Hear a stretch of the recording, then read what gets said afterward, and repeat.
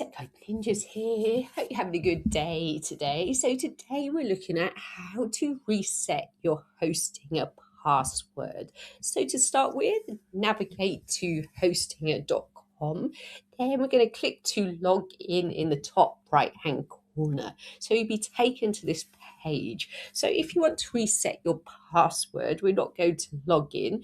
We're going to click on the forgot password tab.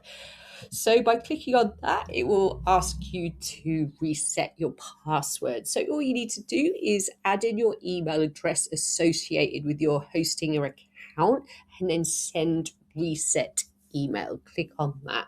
So you'll get an email to your chosen email account with a link, and all you need to do is click on that link and reset your password. So that's it. Just follow those instructions and you can change your Hostinger password.